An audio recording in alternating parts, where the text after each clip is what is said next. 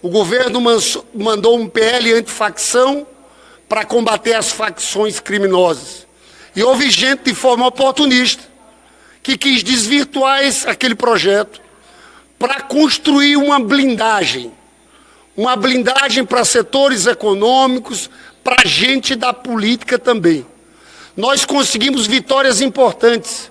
Se não fosse o nosso combate e a entrada da sociedade civil brasileira, eles iam atrelar as polícias federais aos governadores dos estados. Estava escrito. Isso não é invenção, isso não é má interpretação. Era um novo pacto federativo, era como se fosse uma república velha. Era essa a intenção. Recuaram, mas continuaram atacando a Polícia Federal. Eu sei que aqui a imprensa vai atrás amanhã. A Polícia Federal perde mais de 300 milhões de reais. Um dinheiro fundamental para suas operações. Tem gente incomodada com essa Polícia Federal. E tem gente que quer desmontar a política proposta pelo governo na PEC da segurança, que era fortalecimento da Polícia Federal, fortalecimento da integração das instituições, das polícias em todo o Brasil. Quero dizer que, além desse ponto da Polícia Federal, vocês viram o argumento. Cada hora a gente discute uma coisa nova. Eu quero deixar muito claro. Esse relator se negou a discutir com o governo. A ministra Gleisi veio aqui ontem, numa conversa com o presidente Hugo Mota, e tinha marcado 9 horas da manhã uma reunião com o ministro Lewandowski, com a ministra Gleisi, com o relator e com o presidente da Câmara, Hugo Mota. Depois veio o aviso que ele se recusava a ir nessa reunião. E todo mundo vai ter surpresa amanhã. Cada hora a gente descobre uma coisa nova em relação ao confisco de bens. Agora a gente descobriu o artigo 9º, parágrafo 3º, estou falando agora, porque o texto, a última versão, subiu depois das 18 horas, quando ele estava lendo o relatório. Está aqui, Marivaldo pode explicar para vocês. Fica praticamente impossível ter bloqueio de bens.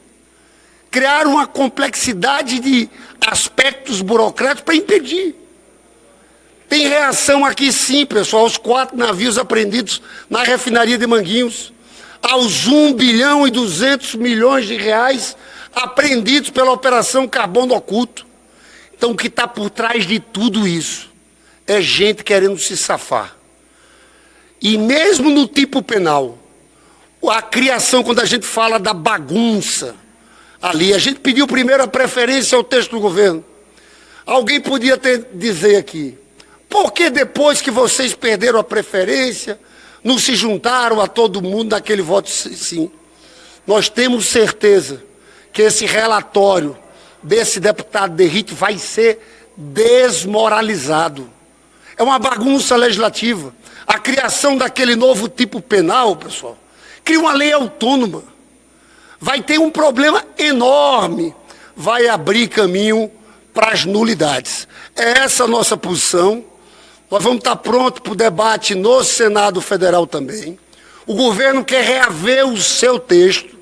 A gente acha que não foi só deselegante por parte do presidente da Câmara a indicação de um relator que veio aqui, se negou a negociar com o governo, veio aqui oferecer a aprovação desse projeto a Jair Bolsonaro, que faz parte de uma organização criminosa, e ao governador Tarcísio de Freitas. Então a gente vai lutar com todas as nossas forças para, no Senado Federal, reaver aquele texto original. E nós temos confiança no relator. O relator, o senador Alessandro, é alguém muito equilibrado, é alguém muito ponderado. Eu encerro para que o Marivaldo fale, só dizendo aqui de uma coisa.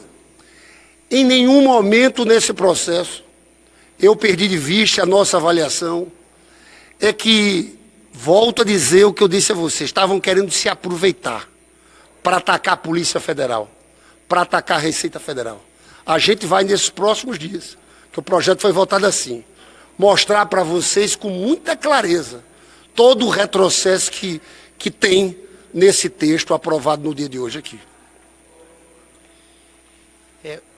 O governo federal, o presidente Lula, mandou para o Congresso Nacional uma proposta que buscava atender o clamor da população para um endurecimento no combate ao crime organizado. Uma proposta que foi debatida minuciosamente ao longo de 6 meses, conduzida pelo ministro Lewandowski, um dos maiores juristas que a gente tem hoje no país, debatida com o Ministério Público, debatida com a Advocacia Geral da União, e mandou para cá uma proposta que dialogava com o sistema atualmente existente para o combate às organizações criminosas. Surpreendentemente, essa proposta, logo que chegou ao Congresso Nacional, fomos surpreendidos com o governador Tarcísio despachando para Brasília o seu secretário de Segurança Pública, que assumiu a relatoria dessa proposta e minutos depois apresentou um relatório totalmente distinto, apresentando um sistema paralelo de combate às organizações criminosas. Uma proposta que gera um caos jurídico. Quando você tem 2 normas no direito penal tratando do mesmo tema, você abre brecha para uma série de recursos que vão atrasar a investigação. Mas isso não foi mais grave.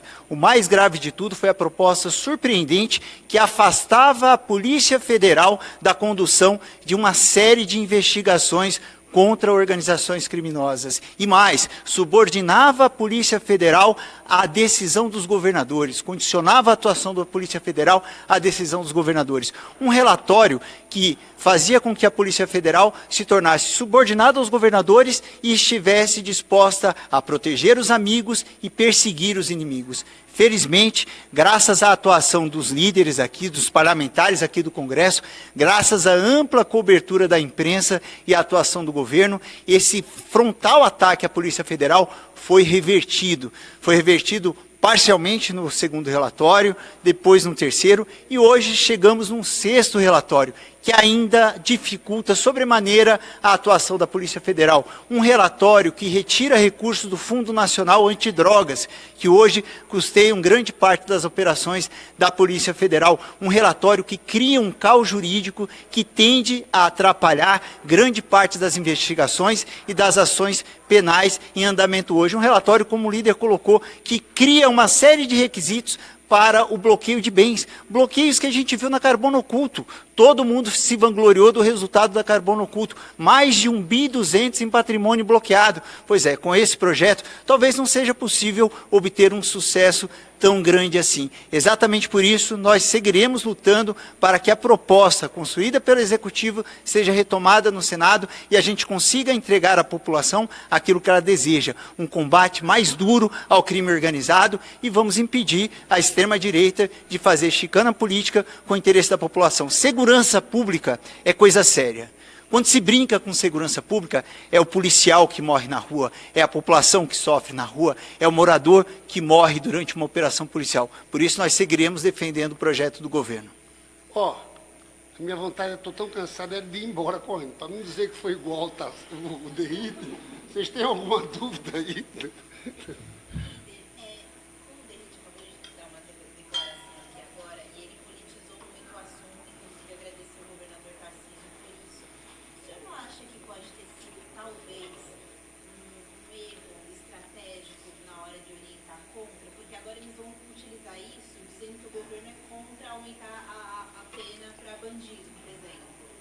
Não, em nenhum momento nós fomos contra aumentar a pena. Isso aí ficou claro. Vocês não viram isso em discussão nenhum momento. Que a gente fez questão de demarcar é porque nós estamos convencidos que esse projeto prioriza a blindagem, a tirada de forças da Polícia Federal e da Receita Federal. E a gente fez questão de marcar a posição, porque a gente tem certeza que a gente vai provar isso. Vai ficar claro na prática isso aqui. Então é um debate político que nós nos dispusemos a comprar. E que a gente tem certeza. Quando a gente está falando aqui é porque há convicção de que o projeto do governo de combate às facções criminosas, aquele era o caminho acertado. E a gente vai conseguir, eu acho, esse é o sentimento, desmascarar o que está por trás disso. Porque cada vez mais vai ter a operação da Polícia Federal. Cada vez mais o governo vai apostar nisso. Independente quem seja atingido. Se é parlamentar, se é deputado, se é governador. Alguém aqui tem dúvida de que o governador Cláudio Castro estava com medo da investigação do carbono oculto? Era investigação concreta. Alguém tem dúvida que tem muita gente nesse parlamento preocupado com a prisão de Daniel Vorcaro? É só o começo. A reação que essa turma está fazendo é isso. Por a gente acreditar nessa política nossa, a gente fez questão de marcar a posição do nosso voto e de afirmar a nossa convicção de que vamos mexer nesse texto do Senado Federal. Tá bom? O governo já está conversando. Acho que ali tem essa CPI, tanto Contarato como Alessandro, são da área. É gente que entende o assunto. Eu não tenho dúvida nenhuma que o relator, o senador Alessandro Vieira, vai trabalhar com esse espírito, colocando a questão da segurança pública como centro, desarmando o debate político-partidário, que não era nosso interesse, mas quando o presidente Hugo escolhe o derrite, ele transformou, infelizmente, isso num palco de um debate político-partidário. Eu não tenho dúvidas em afirmar que eu, na verdade, acho que o senador Alessandro Vieira é o perfil mais do que acertado para organizar, para reorganizar esse projeto que o governo mandou para cá. Ô, líder, como que fica a relação do governo com o presidente Hugo Moura a partir de agora? É claro que tem uma crise aqui de confiança, né? É claro que todo mundo sabe que o presidente reclamou muito que é uma autoria, o projeto do Poder Executivo. Não é a primeira vez que isso acontece. Eu estou ficando até esperto agora quando marcam sessão de Infoleg. Eu já estou, porque foi a mesma coisa no caso do IOF. Botaram o IOF e arrumaram uma votação como aquela. Achavam que tinham derrotado o governo. O governo virou o jogo. Eu não tenho dúvidas que isso vai acontecer da mesma forma nesse caso. Porque, Vitória, ninguém vai fazer a Polícia Federal parar. Ninguém vai fazer a Receita Federal parar. Eles vão avançar, independente de quem pegue. A gente sabe, e eu falo novamente, das conexões do Daniel Vorcaro, do Banco Master. Talvez esse seja o escândalo com mais conexões políticas, escândalo financeiro, da nossa história. Nós só estamos no começo desse processo.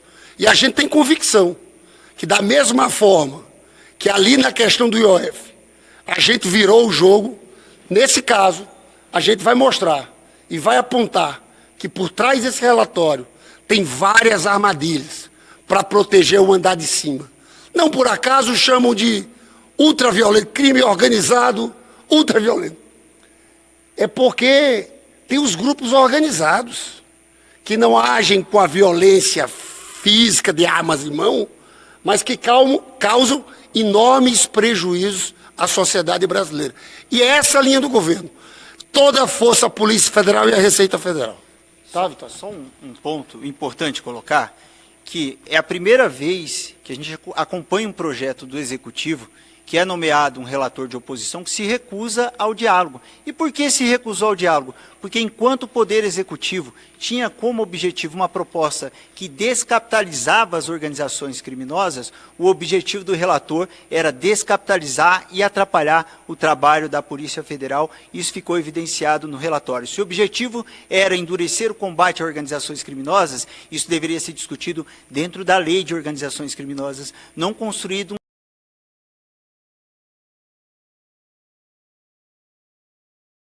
tema de excessos penais, e é isso que a gente segue insistindo. O governo federal tem um dever de zelar pelo trabalho da Polícia Federal, tem o dever de zelar pelas investigações em andamento que seriam diretamente atingidas se aquele primeiro relatório tivesse sido aprovado, e é assim que nós vamos seguir, independentemente do jogo político que adversário A ou B queira fazer, seguiremos defendendo o interesse da população, porque é assim que manda a Constituição. Só um pequeno comentário.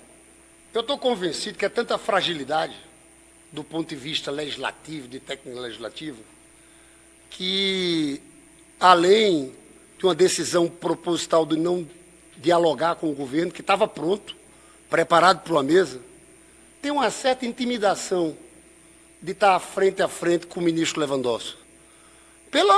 O ministro Lewandowski conhece muito o assunto. O ministro Lewandowski, com esse relator, ia desmontar, ponto a ponto, tal a fragilidade.